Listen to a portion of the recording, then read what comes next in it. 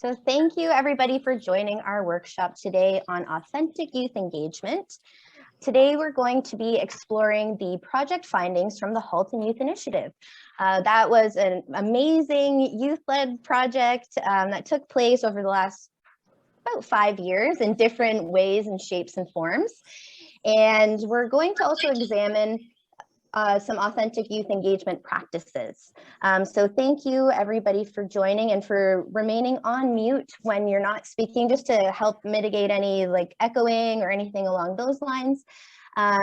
Today we will hear from several speakers as well, youth and adults. Okay, and also I would be remiss if I did not acknowledge the fact that the Ontario Trillium Foundation really made all of this possible through their seed grant and grow grant funding streams. So thank you very much to the OTF for supporting youth in our community through these granting streams. So today I'd like to acknowledge that our Kids Network, which is in Burlington, is situated on the traditional territory of the Anishinaabe, the Huron-Wendat, and the Haudenosaunee, and it's now home to many First Nations, Inuit, and Métis peoples. We also acknowledge the current treaty holders, the Mississaugas of the Credit First Nation. We also recognize the lasting presence and deep traditional knowledge and viewpoints of the Indigenous people with whom we share this land. I think too, it's important for us before we get ourselves started today, talking about engaging and connecting, and to really take a moment to just ground ourselves as to why we're here today. When we take care of youth, we take care of ourselves, we take care of our future.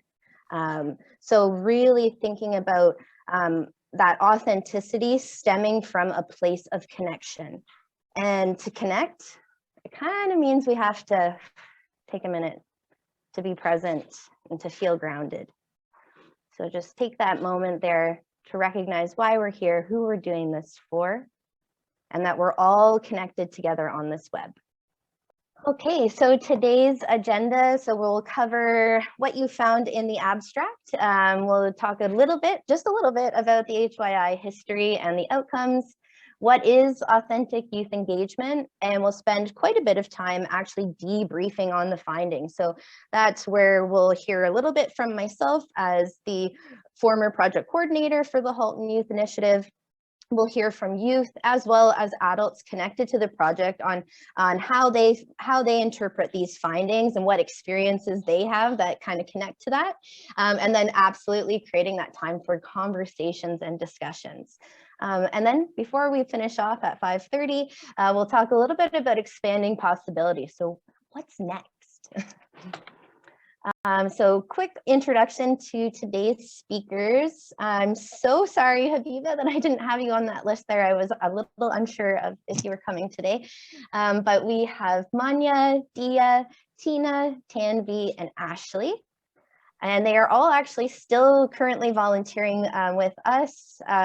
There's like a legacy team that has been created, the Halton Youth Voices Council, completely volunteer-led, myself included, and we've continued to meet weekly to try and explore this new future without OTF funding and without all the extra, formalities that were involved with an actual funded program. So we're getting our legs, and really appreciate these speakers coming. We also have Jennifer from the town of Halton Hills, Michelle Dittmer, who was at the town of Milton and then continued supporting our project as the founder of the Canadian Gap Year Association.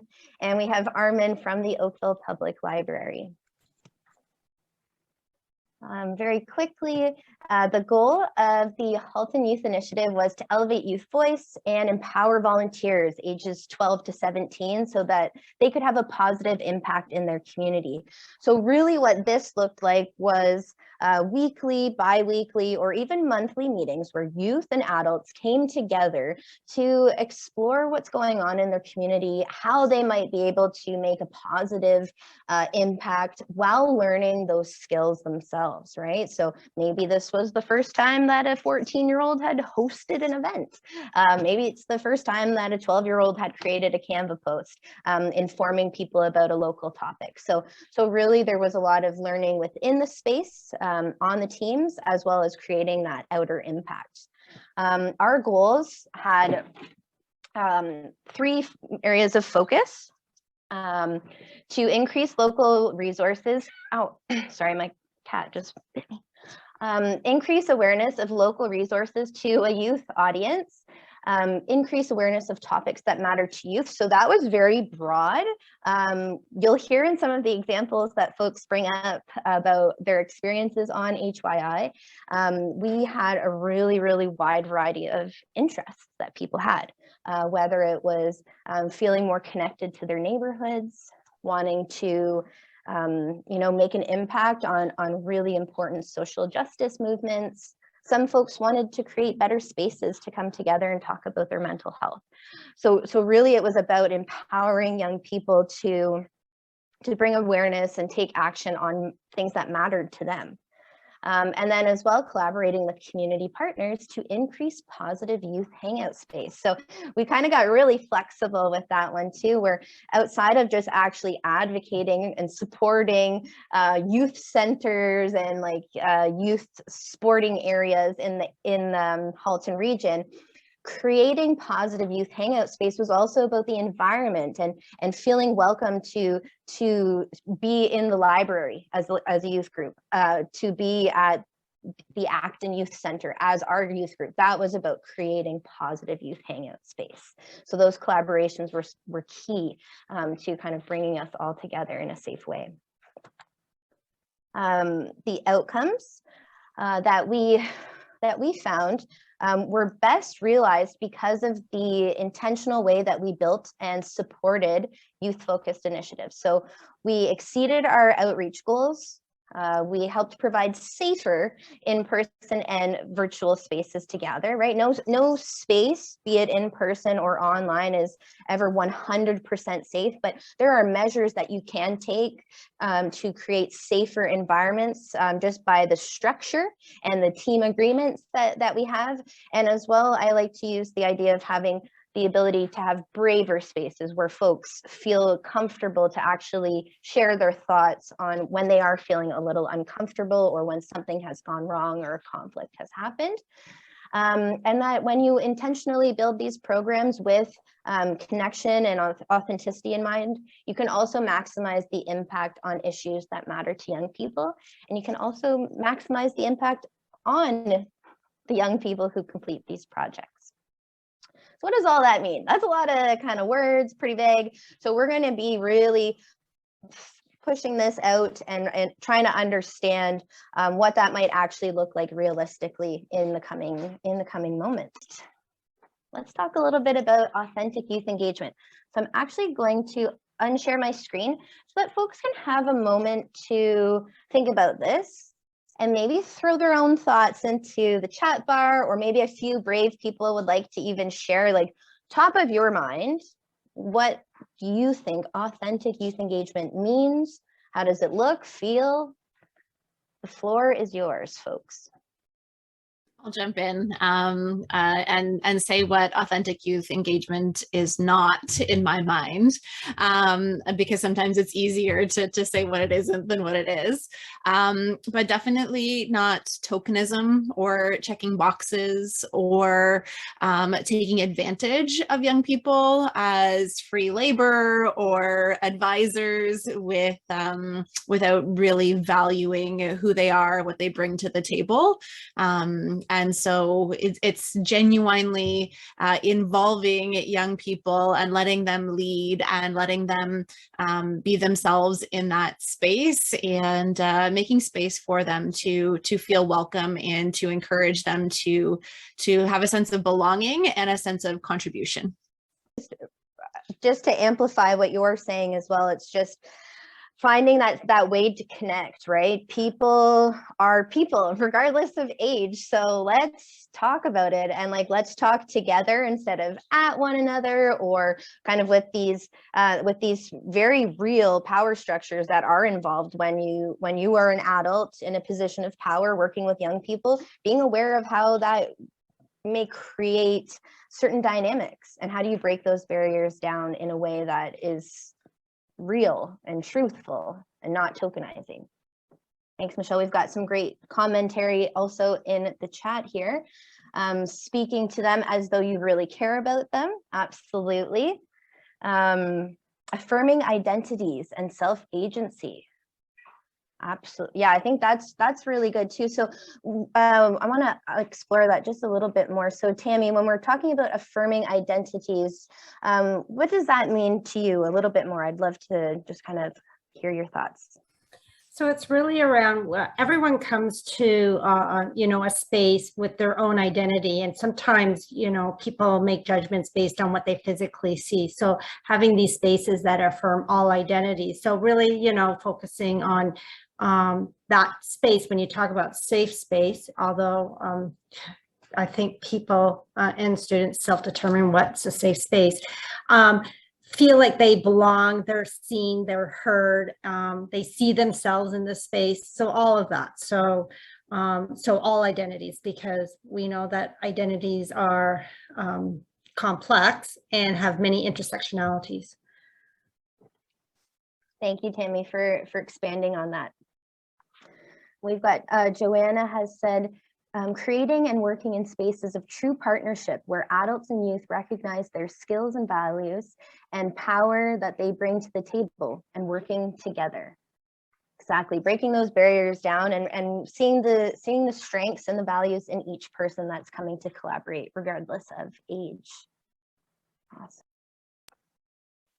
Awesome. So just some catch-alls that I've put down as authentic youth engagement is showing up as yourself and for the youth. So I put it a little bit more in the document that you can read, but showing up as yourself, right? It really we ask youth to amplify their strengths and like lean into your strengths and your interests. And, I'd encourage people of every age to do that. So when you're showing up in a space where you want to connect with people, come as yourself, right? If you're the person that loves the facts of the day, like lean into that, and that's how you start your meetings.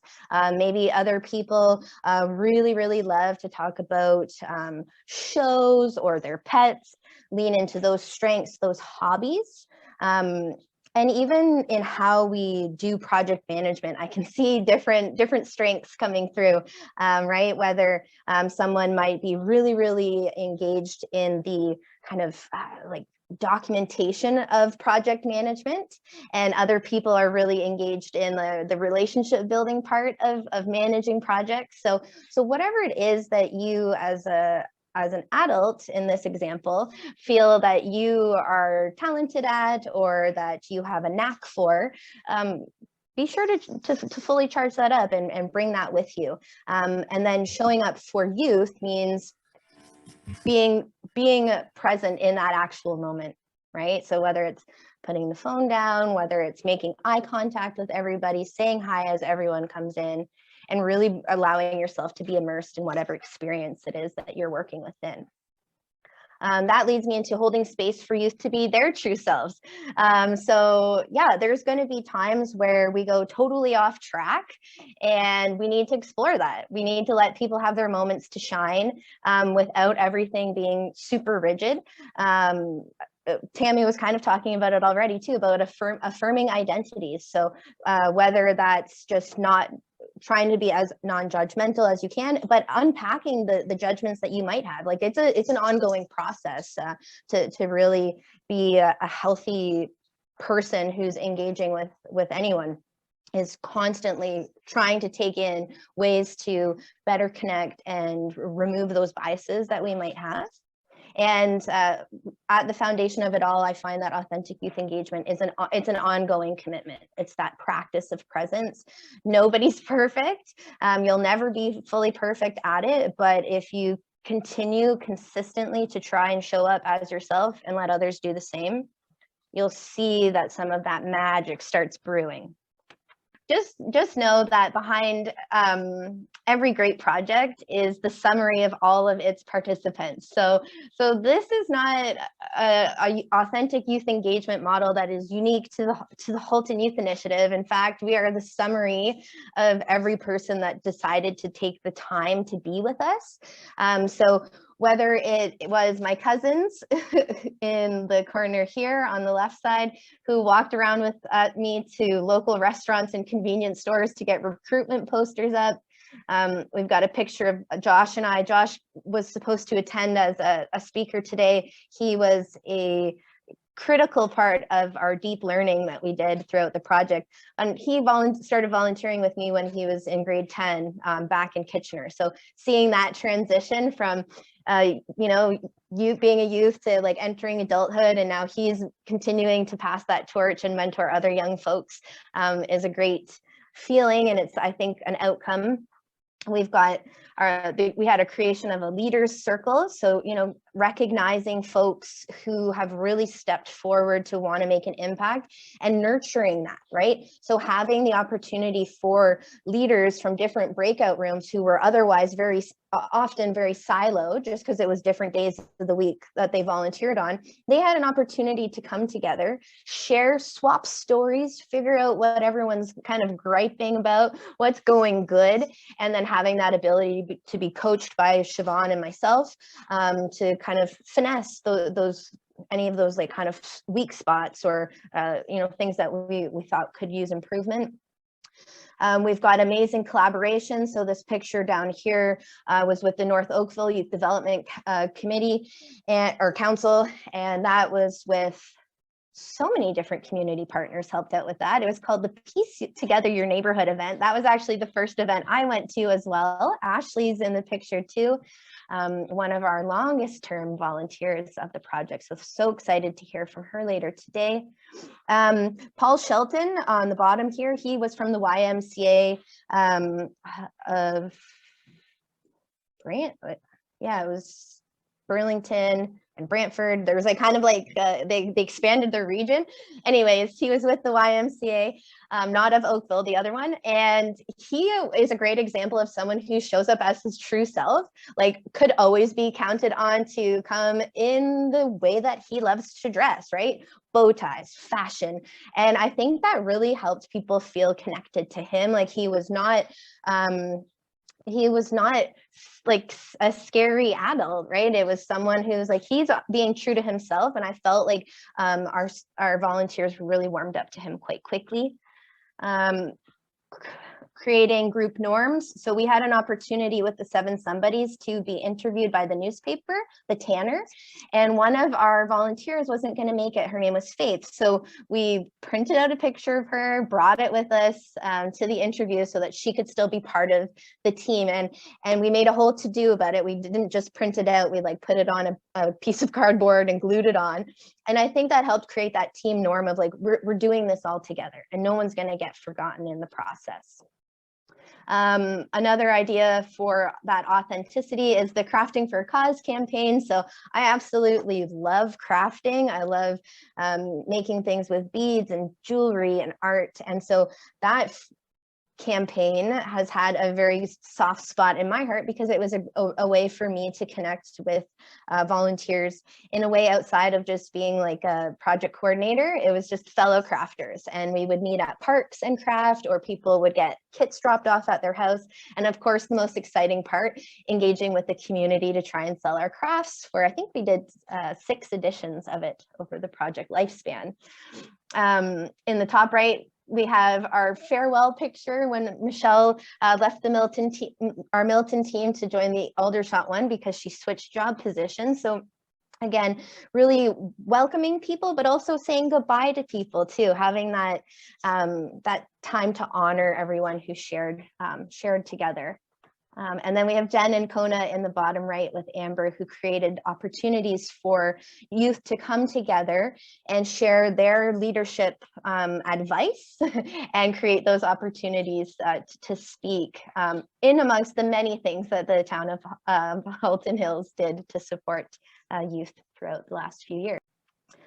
I won't go too much into developmental relationships, but just by a quick show of hands, I'm going to unshare momentarily. Just by a quick show of hands, how many folks have heard about the developmental relationships framework? You can use the emoji icon or, yep.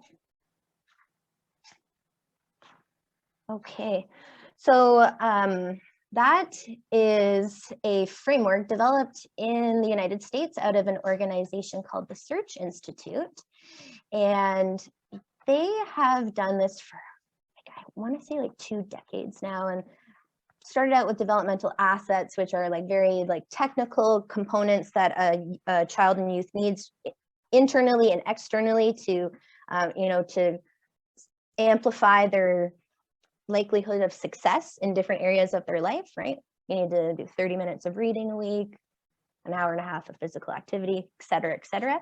And then it evolved into the developmental relationships framework, which has noted 5 key pillars to how you can develop a positive, healthy relationship. And now this isn't just exclusively between adults and youth, right? It's relationships in general. Right, so you can take some time outside of the workshop today to really explore what that might mean. Explore how do you show up in these pillars when you're engaging with youth. If you're feeling like maybe there's a relationship that is feeling a little strained, or you can't quite kind of feel that connection yet, maybe this can give you a little bit of a framework, give you some ideas on how you can really model some healthy behaviors, some healthy questions to ask, and how you should be role modeling as well. So they're express care, show me that I matter to you, challenge growth, keep pushing me to get better, provide support, so help me to complete tasks and achieve goals, right? Help me be accountable. Share power, right? So include people who you're making these decisions for, include them in the process, right? Share that power, and when things can't happen a certain way, explain why, right? Help people understand the whys of decision making, not just the actual yes or no. It helps people understand like the strategies of life, the thinking process, and then expanding possibilities. So connecting people to the world outside of their own. Right? So whether it's sending an email to one student going, I think you would be perfect for this opportunity, or this, poetry slam, or this scholarship really made me think of you. It could mean bringing in special guests, expert support through the brainstorming process of project work, really help expand and connect. I think that's one of the key things that as people who engage with youth, that's a really big one that we can make lots of actions for. Within the document too, you'll see some really concise and a kind of like a plethora really of examples of how these 5 pillars showed up in our work. And there's no shortage of it, really. Again, it's just to reiterate, it's a consistent, ongoing commitment. So authentic youth engagement is like being crafty, using these models, being present, and really finding unique ways to connect with a variety of different people. So outcome number 1 was exceeding our outreach goals. So within our project, the Halton Youth Initiative had 2 kind of streams of outreach goals. One was our internal goals, right? We had a certain structure for how many teammates we were supposed to have, how many community partners we were supposed to have, as well as tracking volunteer hours, in-kind support, adult volunteer hours, and all of that helped kind of give us a little bit of framework of like how big we should be. Eventually it just exploded after COVID happened. By going virtual, we really kind of broke through all of those goals. And just if the input and energy was there for people to join in, we did our best to accommodate. With us ending up having 300 volunteers within the project, which was way more than what the original goal was. We also had outreach goals. So that was the 3 goals of the project: increasing awareness about local resources to a youth audience.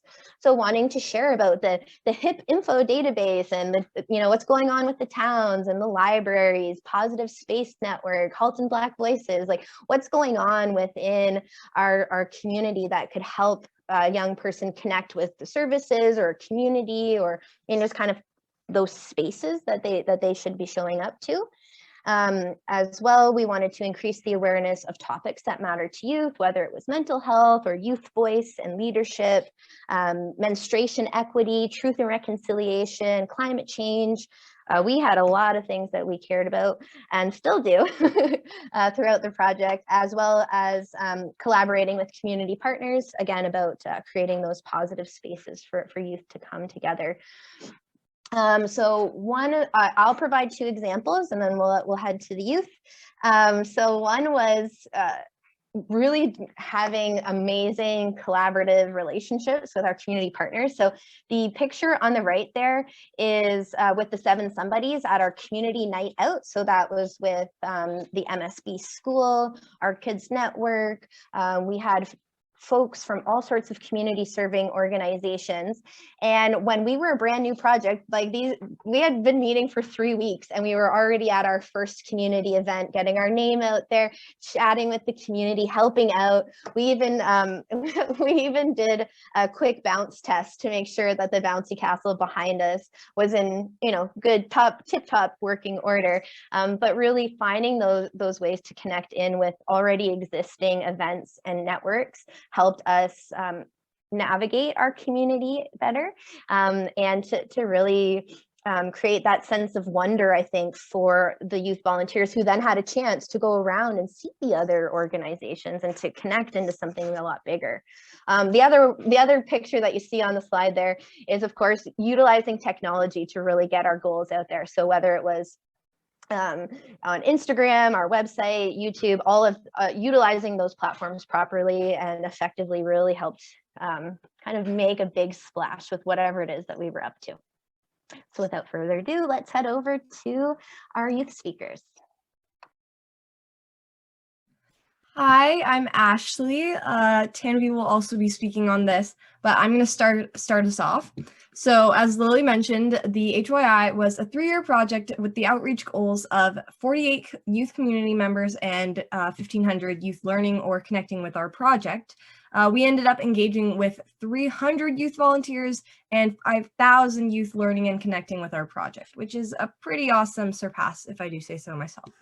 So one way I was directly involved with surpassing this goal was when a few volunteers from North Oakville presented a How to Navigate High School presentation for grade 9s entering Holy Trinity High School in 2019.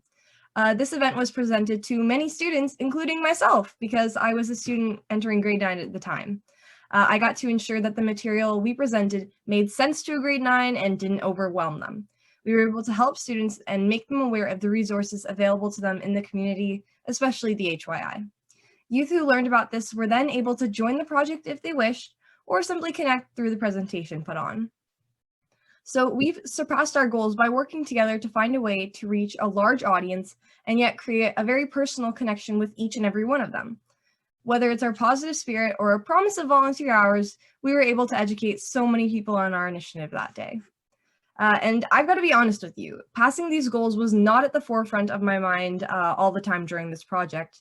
I actually didn't know that we had these specific goals until after the grade 9 presentation.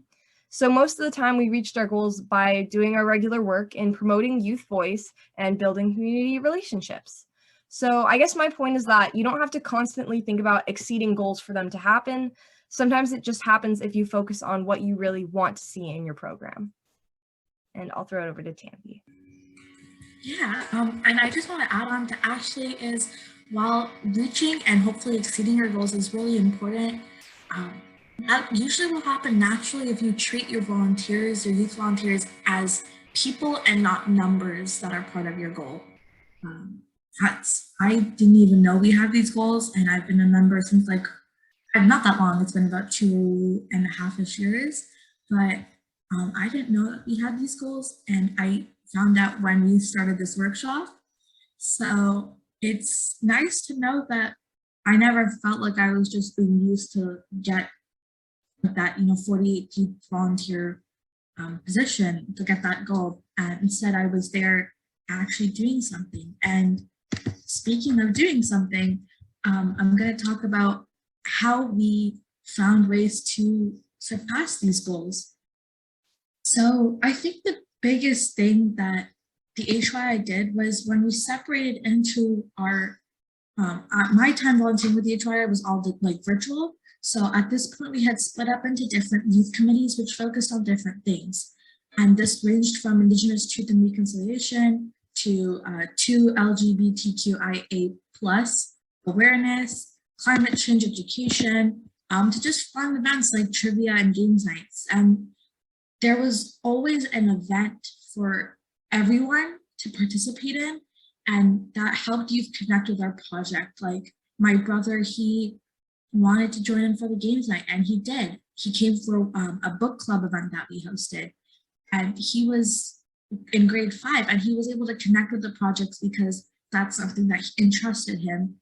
And yeah, like it's just by spreading yourself out, not to the point that you're not able to do anything well, but to the point that you have a lot of variety, because after all, variety is a slice of life. People are able to connect and relate to the project and the people in the project a lot more.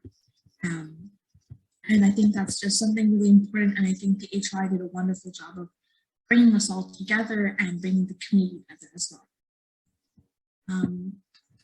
And another thing to talk about is why we were able to do that. So of course, we did a great job of leading different projects to appeal to all sorts of interests in youth, but it was also for within the council itself. We gave opportunities to lead solutions to the issues that they were interested in. And essentially what you're doing is you're giving youth autonomy. I volunteered at a lot of other places too, but none of them have been as impactful as the HYI has been, because none of them have given me a role where I get to dictate that, you know what, let's work on something related to climate change education, because that's something I'm interested in, that's something I want to pursue, and that's something we should do. And it's helped me really take advantage of the opportunities that I have and use it to do something good in my community, which otherwise in other places I usually am told, okay, we're going to do this, this, and this. I need you to do this, this, and that. So you're just following what people are saying instead of taking the time to learn what you should be pursuing. And youth, because of that, youth and myself, we were engaged and we were able to see firsthand the impact that we were making. We were able to pick up skills like project management, team management, organization, like how you put together all of these events and projects, which I don't think I would have known without the HYI. So I'm learning something valuable that I use in my day-to-day life because I'm making an impact with other like-minded youth in my community because I've been given that position by my organization. For sharing a little bit more about how the HYI was able to, exceed their outreach goals, the mysterious outreach goals throughout your experience with our project. And now I believe it is Michelle who is going to share her experience as an adult supporter of the project. You got it. So I want to talk a little bit about some of the projects we worked with through MyAt. One of the very, very first projects, no small feat, was to host a Battle of the Bands at the Milton Fall Fair, which is an enormous project to begin with, and to entrust that to a new group of youth coming together for the first time and being leaders for the first time, really kind of, they leveled up and they did an amazing job. And I think there's a couple reasons and insight as to why it went so well. So I just want to cover a couple of the things that I observed being an adult support there for them. And when Lily was talking about developmental relationships and she pulled up that list, I actually pulled out my little marker and added to my notes because it aligns almost perfectly with developmental relationships when you boil it down, which I thought was very interesting. I had never made that connection, but it just reinforces how powerful that framework is when it comes to authentic youth engagement that then translates into seeing projects go really well, seeing youth feel and be empowered. So again, if you're not familiar with that, or if you are, print it off, put it on your wall, build your programming, build your relationships around that, because it literally works. So some of the things that I have in my notes here is number one, to think about the type of project. This was a real project. These aren't make work projects. And young people and youth, they know when something is a genuine opportunity and when it is kind of that ceremonial check this box, make work project. And so having real authentic experiences and projects that connect with youth interest is a real valuable way to get that buy-in. It's a real project with real consequences, very public consequences, which raises the ante, and you get that commitment, because not only is there, I don't want to say a fear, because it's not necessarily a fear, but the reality of, hey, if we don't step up our game, this could go really badly, and people will see it go really badly.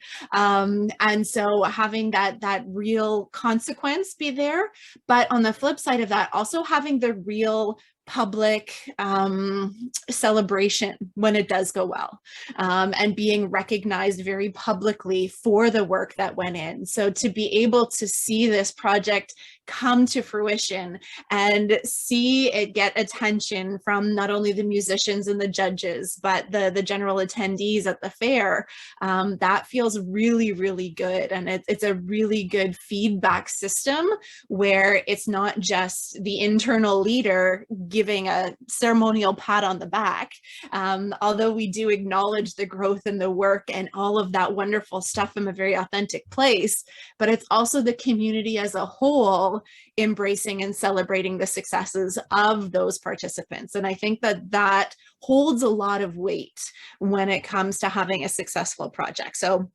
that was one of my takeaways. So the idea of challenging growth and expanding possibilities.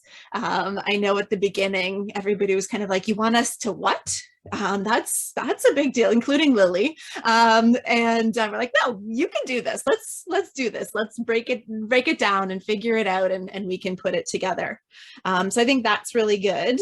The other things that I have here is definitely around networking and bringing in external resources and connections, because as youth facilitators, as people working with youth, it's really important to connect beyond our realm and get to know as many people in our communities as possible, so that we're able to connect youth with mentors or professionals in different areas, as well as connecting projects to experts in spaces that we don't have expertise in.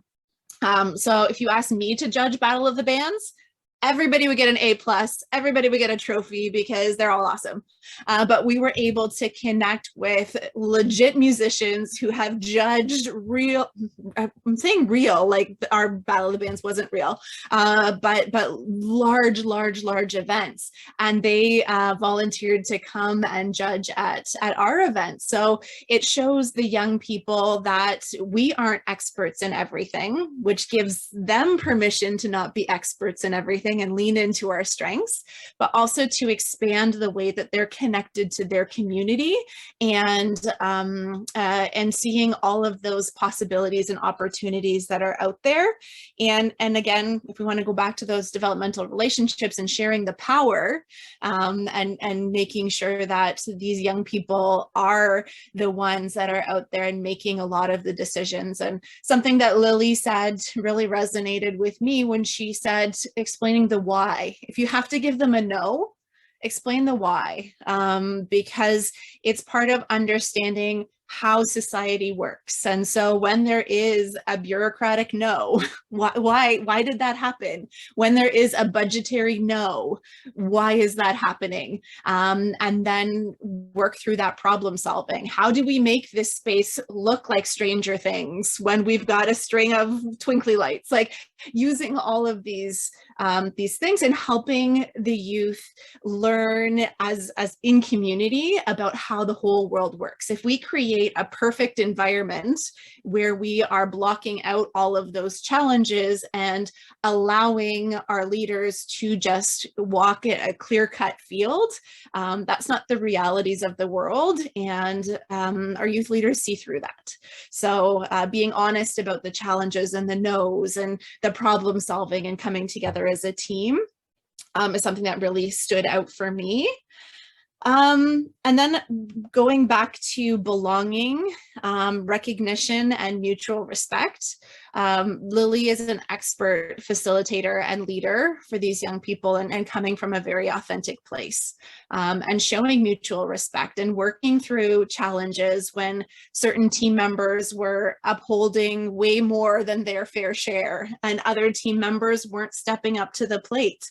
How do you navigate those challenges in a respectful way?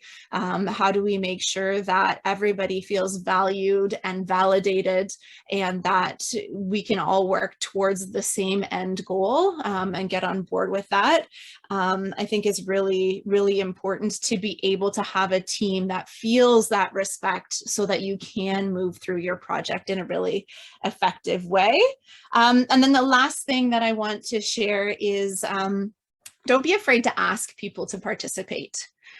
So many times a simple invitation, whether that is from an adult ally to a youth, or a youth to their peer. So many of the volunteers came in because a peer was having, or the youth that was currently involved was having such a great time, they invited their friends to come join. Or they knew somebody in their community that might like to participate, or they knew somebody who was a singer that wanted to join the Battle of the Bands, or somebody who could decorate, or somebody who was an artist. And so using that ability to invite people to participate, those invitations can go so far. So many people are sitting right on the brink of getting involved, and all it takes is a friendly smile and invitation to come join. So whether that's facilitator to youth, youth to youth, and for adults to activate their networks and connect to people that that they know and bring them into the folds. And don't be afraid to mentor other adult allies who maybe don't feel like they're a youth ally and maybe need a little bit of guidance to become more comfortable working with the youth demographic, because it might be out of their comfort zone. So it was such a privilege to work with these young people and to watch them pull off some amazing things, and to see Lily expertly support them on their journey to being leaders and to bringing their vision to life. And it's just these young people are going to go so far in life, and they're going to carry this experience with them because of the way that it was structured. So thank you for letting me be a part of it. And I hope that was what you were looking for, Lily. Oh, absolutely. Thank you so much, Michelle, for your insights. Michelle connected with us so many times and believed in us from day one. Yes, I was a little shocked on the very first day of the Milton Youth Action Team on July 2nd, 2019, to have the invitation to run the Battle of the Bands in the youth hangout space. But we did it in less than 10 weeks of knowing each other. So I'll never forget that. And I think that kind of speaks to, you know, as people who work with youth, is supporting one another, right? Like knowing that Michelle believed in me as like, I was a totally new kid on the block, had just moved here from Kitchener-Waterloo, and was embraced with open arms, really just made me feel comfortable and confident that, you know, I had some friends and some connections that were going to help make this possible, right? And to support youth and to the best of our abilities. So thank you, Michelle. and definitely seeing all the different best friends and siblings that came together during their time here with the Halton Youth Initiative is truly one of my favorite testaments of how successful this project was the friendships and the relationships that have been established and continued on long after their volunteer journey with us. Providing safe in-person and virtual spaces for people to gather. So much like some people in this room are already thinking, I know like using the word safe is totally subjective. So really I should just edit this slide altogether and just provide safer in-person and virtual spaces together. So that is not lost on me. Just to clear the air right at the get-go. One great way to determine what folks need for safety, you could ask, right? What makes a space feel safe or comfortable? So this was something that was done at the beginning of one of my groups, and it's kind of like creating a team agreement. So we were in the unique opportunity where the 3 groups that I started were right at their origin story, right? So everybody was there to help set the tone. So by co-creating that space, the expectations, the boundaries, it created an opportunity for everyone to have buy-in into how we wanted to come together. So I've found that to be a really great tool in even just exploring what does safety, comfort, bravery, what does that even feel like for me as an individual, right? And exploring that with each individual who's participating is a very interesting process, right? And it can lead to some great discussions. And it also kind of helps you get a little bit of a pulse check of this kind of the spirit of a particular group, right? Like when I did it with the 7 somebodies in Acton, their team agreement was really focused on how they felt and inclusivity. Everyone needs a chance to be heard. Everybody, like we do everything very democratically. So those are the rules that they co-created. And it helped me as someone facilitating these conversations in this group to understand that those were their priorities, right? They favored democracy and inclusivity and feeling included above all else. The Milton team, they really seemed to be more about like we want to have our team agreement is that everything is fair, everyone's contributing, we're all brainstorming together, we're going to reach out to the community. And I felt like they had a little bit more of the innovative mindset. So that kind of helped me understand what projects might work better for them.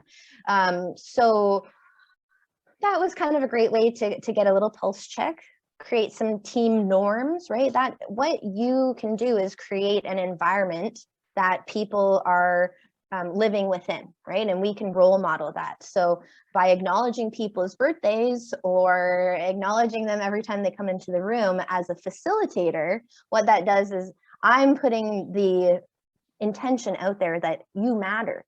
Every time you walk through that door, you matter. Your birthday matters, like every milestone that you have matters. And then that starts to replicate. So I was making, this was in our in-person times, but I would make nice little cards for folks on their birthday.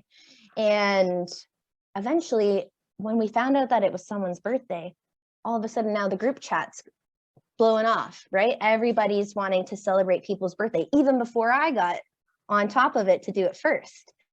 And lo and behold, when it was my birthday, right at the beginning of quarantine, the folks from the Milton Youth Action Team put together a birthday compilation video for me. So I think for me, what that little small story shows me is that I have a lot of power to create the norms within my team, right? And show people what do we do for one another? How are we going to make each other feel today? So again, a small microcosm story, but just understanding the influence that everybody on a team has. Yeah, I think I will begin with how to create a safe in-person event, because I have been to one and the only in-person meeting right before COVID. So basically, I was kind of lost in the beginning because I don't know where to go. and I didn't know the meeting was happening on the second floor. But like the moment I walk in, there was all, you know, this friendly faces, and I hear people talking. So it's overall really nice and friendly, a cozy environment that just makes me relax and feel like this is a safe space to walk into. And then I remember in the beginning of the meeting, we started with icebreakers and self-intros. So really, because most people on that meeting was their first time on console, so it really makes everyone really comfortable, knowing, you know, everyone like each other also is going through the same thing. It really helped. And then personally, I wasn't really confident to speak in the beginning, but in our icebreaker activity, they kind of break us up into really small groups. And so we also get a chance to talk with every single person in the room. So that really, really helped. I remember what we did was we used sticky notes, and we have like 10 points. I think there was 10 questions, and you answer them using bullet points. Then you get it to exchange your answers with people, and it was really cool because you got to know a lot of cool facts about people you never knew before. You know, it's kind of shocked that people could be from the same school, and you guys may have the same interests. So it was really fun in general, and just helped to break what isolated us apart. And that's the beginning of my journey, and how like initially introduced me to this safe environment. Then the other thing I noted that really helped me was that people in the meeting was from a variety of grades. I was in grade 10 by then, and then there was grade 9s, grade 11s, and grade 12s. And I remember there was even a girl who just went to university. So this a variety range of age really helped me to feel like, you know, whatever I say, my opinions could be like it's just overall very inclusive. And I feel like any of my ideas won't be took biased in a biased way, and just really helped me to find a way to express myself. And then there was the pizza party. Again, it's food, and it really brings people together.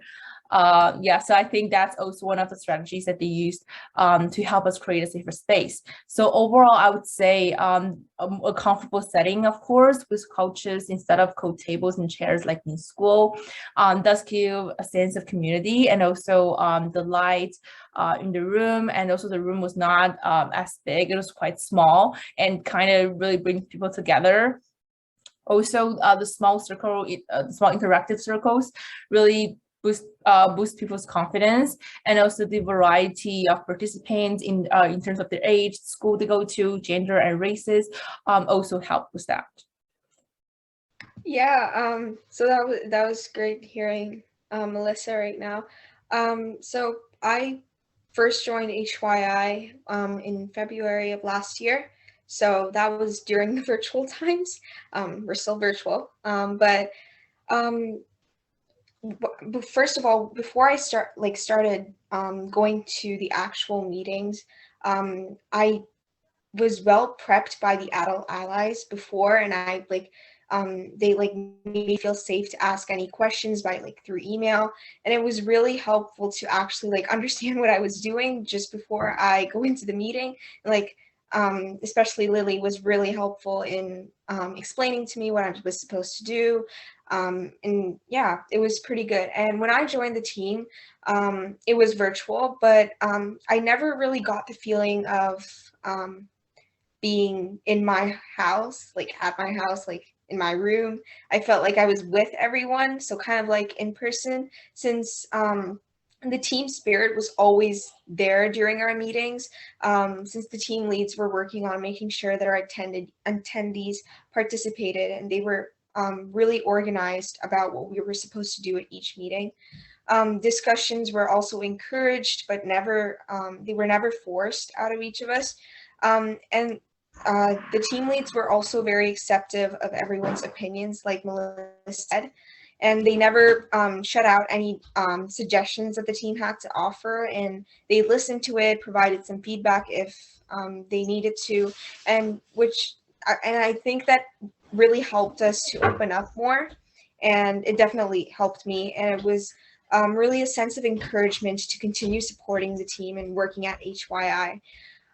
These past few years, we all know that the pandemic has really limited what we can do virtually, but I believe that in the HYI, we were always on the roll with everything, like I said earlier, and we tried to make it as much of a comfortable space as possible by having features like breakout rooms, like the raising hand function on Zoom, as you might know, things like that, and also icebreakers at every meeting just to get things started. Ask, like, even as simple as asking how people's weeks were, things like that.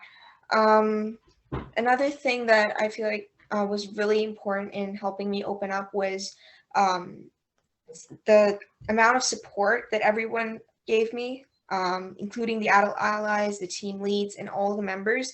They never forced us to, so they were, like, I think Tanvi said this before, they never told us to do a task or forced us to do it. They asked us about our opinions, if we could do it, if it was like a possible deadline, because back, like, during that time, like, a lot of people are from like high school and we have busy schedules. So it was never something like, you have to do this by this deadline. They gave us the deadline, but they were also really supportive about any emergencies that we had, or any thoughts that, like, if we couldn't do it, they would, because of some reason, they would help us with it.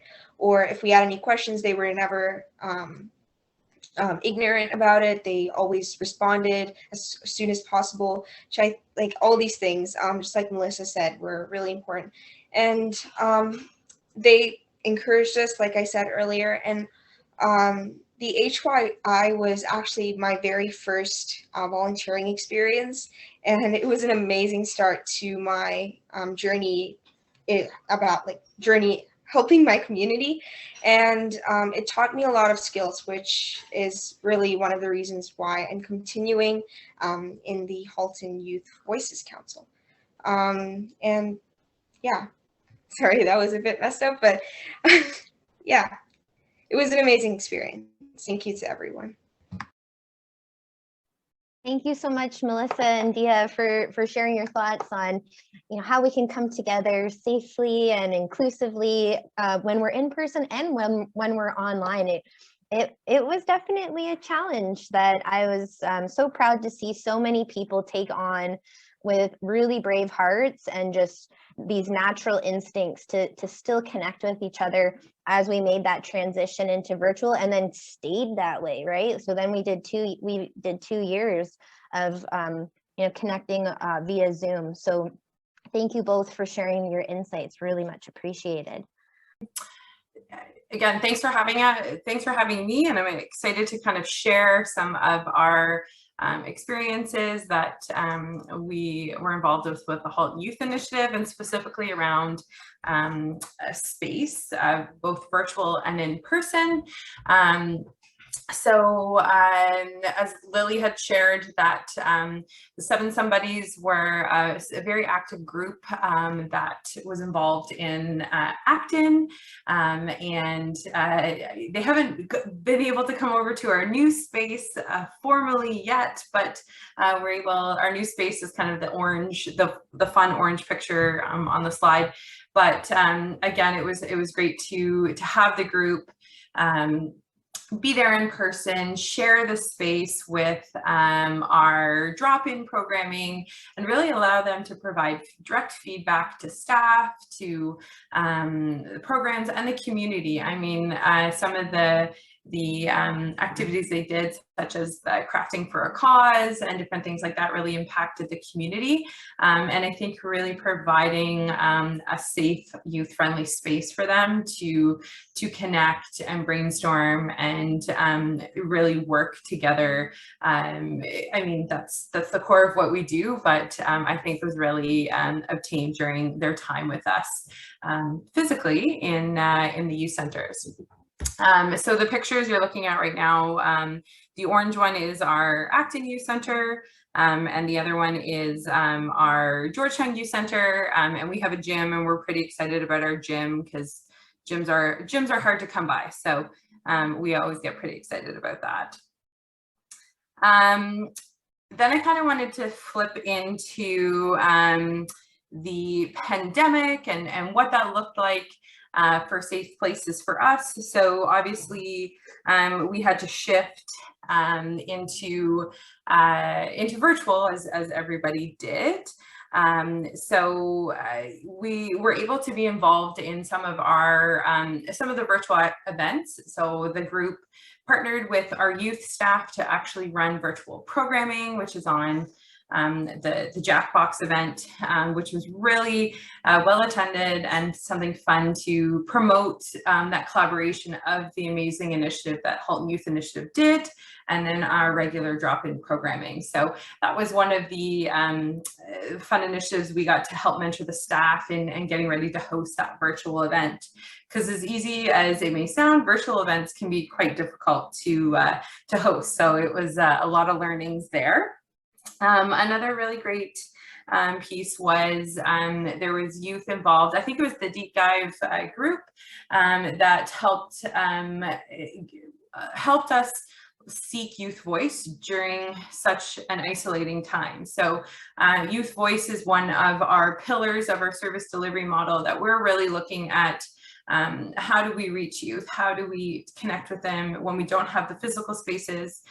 So the youth were amazing at coming up with really engaging social media polls and questions, and really helping us kickstart our kind of informal volunteer opportunities within our spaces. And these volunteer opportunities really are organic in the sense that youth choose what they want to do in our spaces, and they provide input on what we do and how we do it. And I think that's really been one of the learnings from the Halton Youth Initiatives, and being able to see how youth are the leaders and youth are the drivers of our different initiatives. And I think, well, I feel very grateful we've been able to pull that insight and kind of pull that model into our physical spaces. Other awesome, I think I forgot to include a picture, but some of the youth did some amazing social media posts for us as part of our virtual programming. As you can imagine, sometimes you know, your brain gets fogged as to what are cool new ideas that we're going to promote youth to be able to do at home. So some of the youth came up with some great ideas. I think there was themed cookies and healthy granola bars and different crafts, and they actually did some fun, engaging videos. So we were pretty excited to be able to showcase that material. And then I also wanted to mention too that Lily and Amber came out to our youth leadership program that we offer during the summer as a youth camp. And they shared their amazing experiences on the Halton Youth Initiative, their personal and professional volunteer experiences, but really showed how easy it is for youth to get involved, either in the community or behind something that's important to them, or learn how to advocate for something that's important to them. So I think just being able to have the two of them share their personal experiences in their local community was really impactful to those youth. And again, is something that youth leadership's our focus this year for our program area. So it's been kind of an inspiring group to follow and to support. And then I just wanted to say that, you know, we have moved everything kind of back in person. So our virtual programming and virtual spaces have gotten a bit quiet. We still do a little bit, but again, just very grateful for the learnings and the ways we've been able to interact with youth to carry that over back to our in-person services.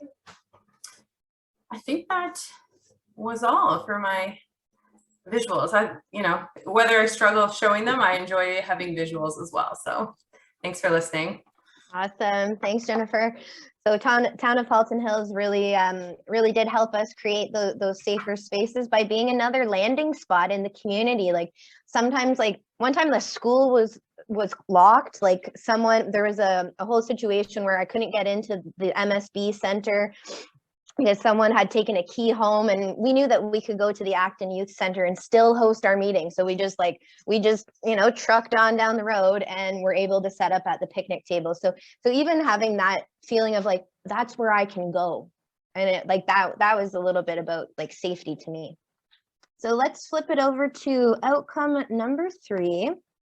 Which is talking about maximizing the positive impact on issues that matter to you. I've put 2 images on the screen. One is to just acknowledge, this is the Milton Youth Service Network, circa 2019. So that's one way that we can help maximize positive impacts, is by having a whole creative web of adults who care. And then also too, maximizing that impact is about expanding possibilities. The picture on the right is when we collaborated with Volunteer Halton for their, what did they call them? Focused conversations, and they had us come in about youth engagement and volunteerism on 2 separate occasions. And that really, like, having that chance to shine and to have your voice heard, I think are 2 key elements that I've noticed in maximizing positive impact. But hey, what do I know? Why don't we hear from people who also are in the project? So let's ask some of our speakers to share what they think. Okay. So, hey everyone, my name is Manya, and I'm just going to share my HYI experience and what we did. So, I first joined the HYI because of a volunteer search website.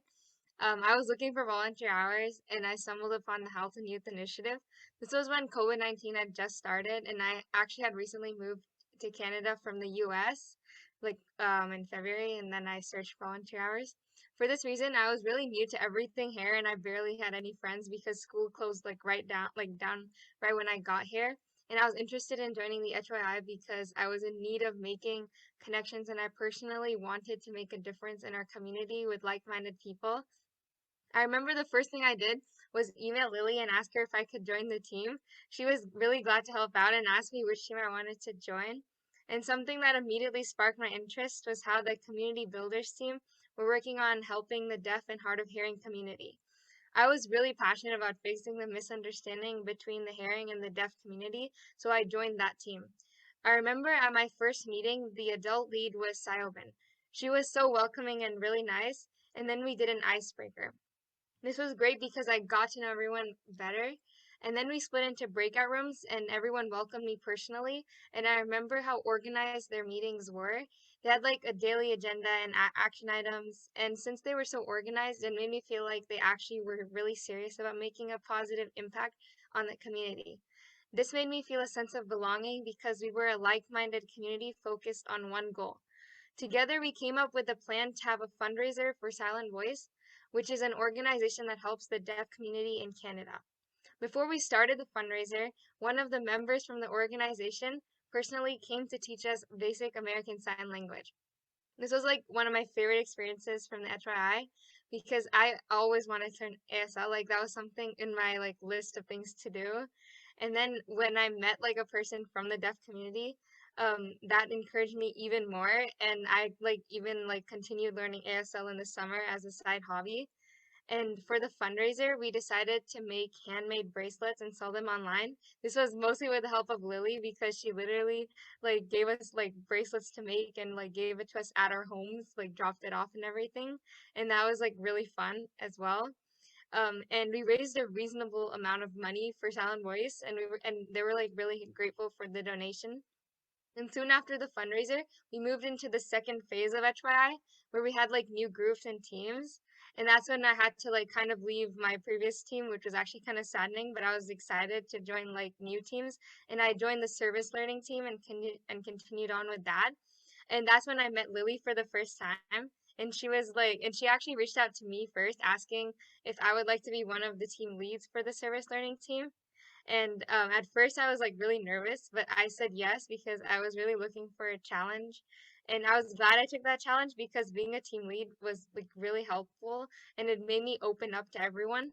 I would sometimes be in charge of leading the weekly meetings and making sure everyone on the team completed their action items. And leading a meeting really improved my confidence, and I also became a really good speaker. And then, like, to conclude, I found my experience with the HYI really impactful and positive. And like, I was really new to Canada at that time, and like, Halton Youth Initiative was like the place where I knew I had like friends and like a place to belong. And I think that like every youth should get this type of opportunity at least once in their lives. And once again, I just want to say thank you to Lily because she's seriously like amazing. Thank you. Yeah, thanks so much, Manya. And just to kind of continue on the conversation, so my name's Tina, and for this last point, I kind of want to talk with a focus on a theme of like a two-way impact and youth leadership. So like a positive impact on both the volunteer or myself and the community and like issues in the community. So I think the biggest thing that I took away from my time with the HYI was better leadership skills.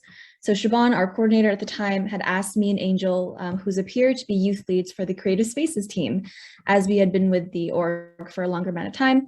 And my role as a youth lead really was the catalyst to my personal development and my confidence.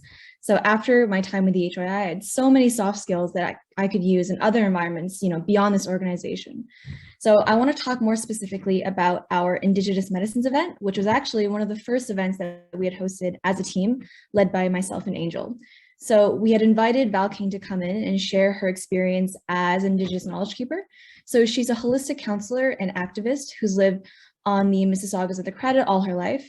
So at this event, youth volunteers really had an opportunity to ask questions about Indigenous healing and ways of healing. So we learned about teas like corn husk that are used to treat anxiety. We saw live demonstrations and explanations of smudging. And so the event really gave us an opportunity to, you know, and gave us kind of a glimpse into the many ways of Indigenous healing and in Indigenous culture.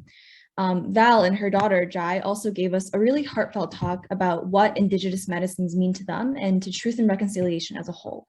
So I think despite truth and reconciliation and Indigenous activism being such an important topic amongst youth, it can be often complex, multifaceted, and maybe hard to get started with. But events like this, where we really connect Indigenous voices to non-Indigenous youth, maximizes our positive impact. It gives youth an opportunity to get engaged with these topics and to take action. And it really got me personally more interested in alternative ways of healing as, you know, a student who's looking to get into healthcare and university. So, you know, why was this event so successful? It's honestly one of the most memorable events for me. So why? I think as we were youth leads planning and hosting an event for youth, it really made it easier for us to ask ourselves, you know, how can we make this event the most interesting and how can we get the most youth turnout? As a teen, what would make me want to go to an event like this? So by having this valuable perspective in the first place, in kind of this position of leadership, we were able to curate the marketing, the itinerary of the event to be really the most engaging possible for youth. Again, just maximizing our impact. And I really do think and hope that it made the topic more accessible and more relevant to youth. And having myself and Angel lead the whole process also made us more engaged volunteers with the event and the organization as a whole. You know, we had more accountability, more responsibility, and this really motivated us to come to the weekly meetings and maintain our attendance. So I think this is the way that this kind of two-way impact is kind of demonstrated. So more youth in the community are aware of Indigenous healing, and the volunteers, or us, gain so many valuable skills in terms of event planning and inviting guest speakers. So I'll keep it short because I know we're running low on time, but I hope that these experiences are helpful, and I'd like to invite Habiba now to share her experiences. I improved so many of my soft skills. I got to see from different perspectives. The Halton Youth Initiative, really the name itself is an explanation of what the project was, and I feel like it was a very successful one, of course, because the lessons that people learned, how like youth had opportunities to lead things themselves and like practice more, practice their confidence, their leadership skills, and obviously we had like a lot of guidance from our like adult allies, but still it was a very big learning experience and opportunities for us. I remember the first project everyone was working on when I joined the HYI was the Equity Toolkit, which was used and shared with like school boards. And this project was so informative, and because through it, we were not only like ensuring that people felt safe, like youth felt safe, but we were also informing people about the different kinds of backgrounds people came from and like racism that takes place. So Looking at even that one initiative, we can see how people became so much more informed about issues going on, and it prevents that from like recurring in the future. Another time I remember in like another team, we were hosting a game night after school for youth to be able to like relax after school and have fun with others while playing the games that they enjoy. And the few people that attended left so happy and were so re-energized after the long school day. So clearly the impact was on like all the youth who were like attending us, as well as like all the volunteers there. Everyone who was like attending all the HYI workshops and programs, everyone who was like involved in any way had like some positive impact on them. And this is like one of those analogies where like you start with one person and then you keep on impacting other people going forward. Like one person can lead a long way, and it keeps multiplying and spreading those positive effects further on to so many people. I personally felt so many positive feelings.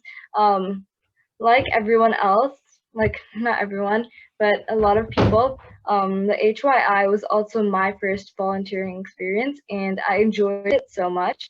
And I feel like the way that you interact with people impacts you a lot. So everyone at the HYI was open to listen to you. Everyone was always in a good mood.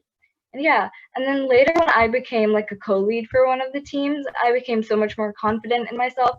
I saw the impacts of our work through another perspective.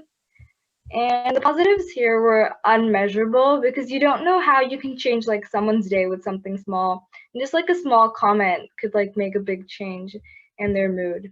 And overall, the HYI was like extremely successful initiative that has lasting positive impacts. And yeah, I'm so grateful I got to join the HYI, even if it wasn't for very long. So thank you, everyone. Hey, thanks, Lily. Hi, everyone. I will keep it brisk. Just a few quick points on impactful youth, and I'll just unpack each of those points and statements really fast. Impactful youth are engaged. That's right in the title of the topic, so issues that matter to young people. So it's kind of saying the obvious, but I think it bears repeating.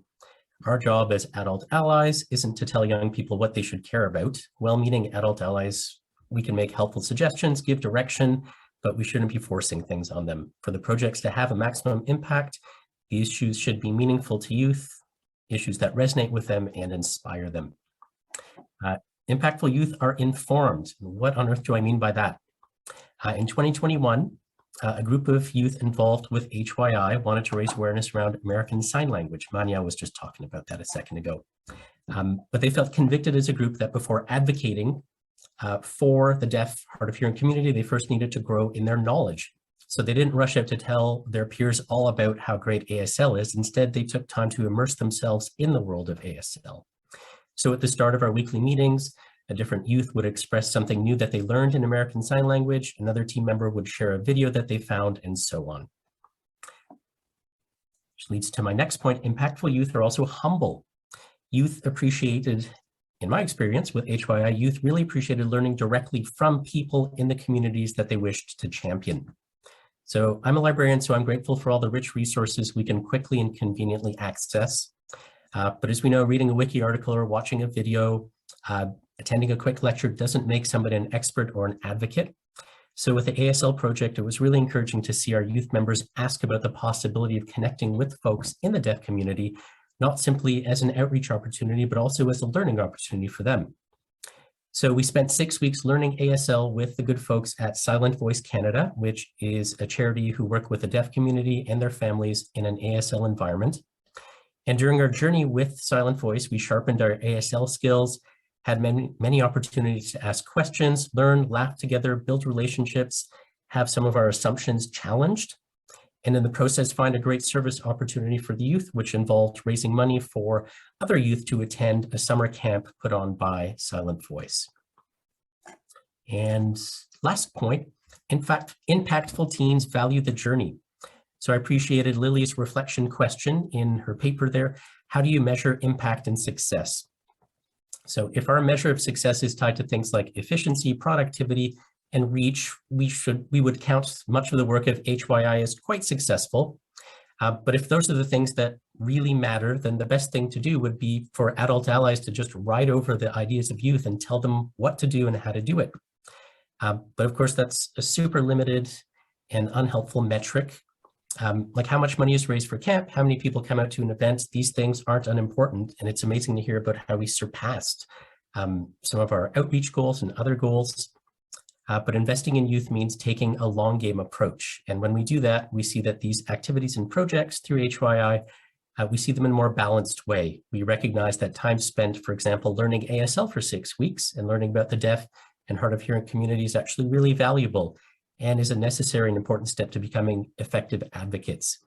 And as adult allies, we recognize that trusting youth and empowering them to take ownership and try on different hats, to learn about their passions, learn about collaboration and leading, developing soft skills, discovering their unique gifts, and even making some blunders along the way is setting them up for a life of flourishing. I think Lily said at the top of this meeting that investing in youth is investing in our future.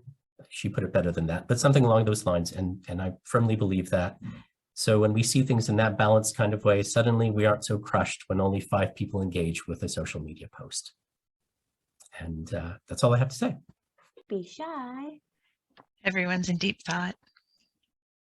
There's some good buzz in the going back and forth in the chat too, Lily.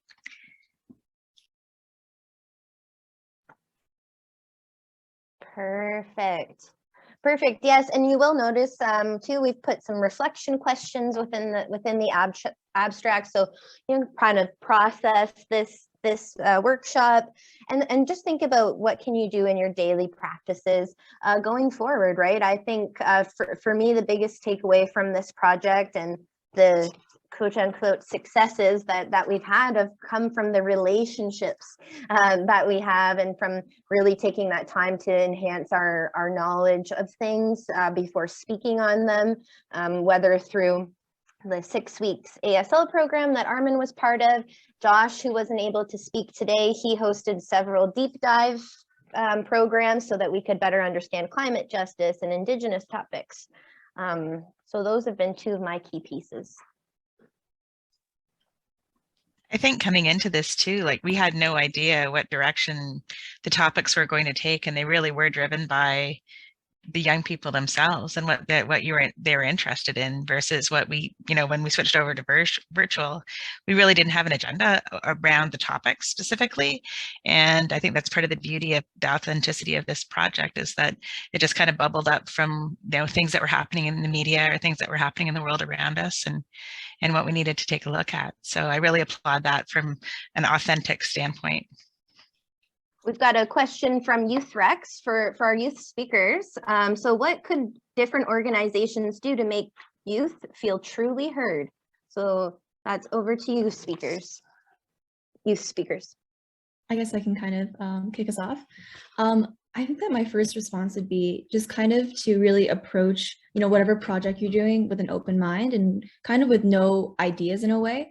So at the first meeting, instead of kind of imposing deadlines and timelines and kind of visions you already had, to kind of just open up the floor and see what the youth, are thinking of. Because I think sometimes in my experience, with the HYI, with the HYVC, some of our most innovative and unique ideas have come from these kind of just open brainstorming sessions where everyone comes together without any kind of ideas that they've already been thinking about or visions. And so I would say that's kind of the first step in making youth truly feel heard, is to kind of approach all these brainstorming sessions with an open mind and allowing them to kind of just say whatever pops in their head. Before we leave too, I just want to draw attention to the final page of the abstract called Expanding Possibilities. That's where you can find lots of information on this project, our outcomes, models that we role modeled throughout the last few years, as well as a kind of a call to action for folks to connect with one another afterwards. So there are youth-friendly networks in most communities. So if you're not already on one, you might want to, so that you can navigate youth engagement with your peers and collaborate and take the learnings from today.